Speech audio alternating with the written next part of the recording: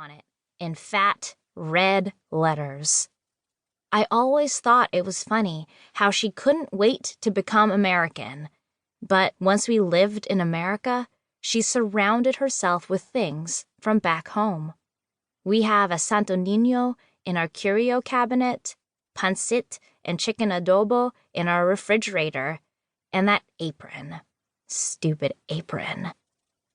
She tells the story of how we came here after my father died, but she never says, after your father died. Instead, she says, after everything that happened. It hadn't even snowed a full inch when we got to Chapel Spring that day, but the ice crunched under our feet as my mother's best friend, Lita, led us to our yellow 2-bedroom house on Oak Park Drive. Since it was cold and there was snow on the ground, I asked if that meant Santa was coming. "Remember that, Apple? Remember?" My mother smiled into her pot of rice. The smell of garlic filled the whole house. I moved lettuce around in my bowl, but didn't say anything. I looked at the 7 baby carrots in my salad. My mother knows I don't eat them anymore, but she keeps feeding them to me anyway. I remember the day she's talking about. I remember how my new coat felt heavy and the new house smelled weird. I remember asking about Santa, missing the water of the ocean, and hearing Lita tell me how lucky I was.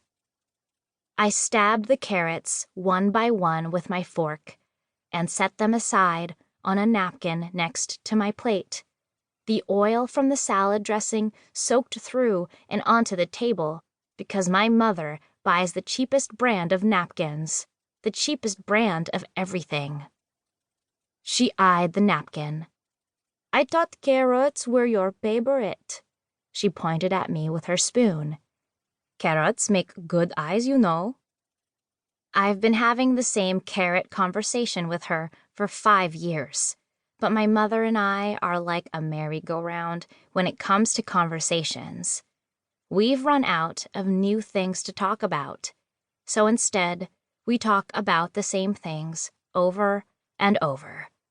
Like our first day in America, and how carrots used to be my favorite thing to eat. Back when I still believed in carrots, Lita told me she'd read a story in a magazine about a model whose face turned orange because she ate carrots all day. That's when my mother told me to be careful and to not eat too many.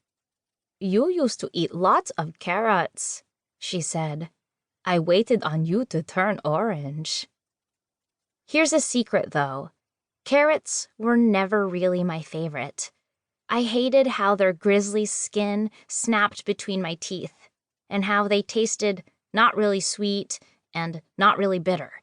But I would eat them until I was full, because when I was 7 years old, my mother told me they made good eyes. I'd eat them by the bag, expecting my eyes to turn blue, but they stayed slanted and dark with short, stubby eyelashes, just like they are now. I found out later that carrots were supposedly good for vision, not for color or shape. But who cares about that when you can get eyeglasses or contacts? Nothing fixes slanted eyes. I watched the wet ring from the carrots expand on the napkin and listened to my mother hum Filipino love songs. It's strange to hear her hum, because there's nothing musical about her.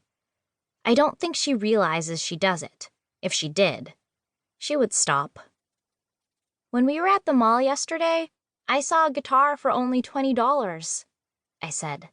She stopped humming, her mouth a straight, tight line.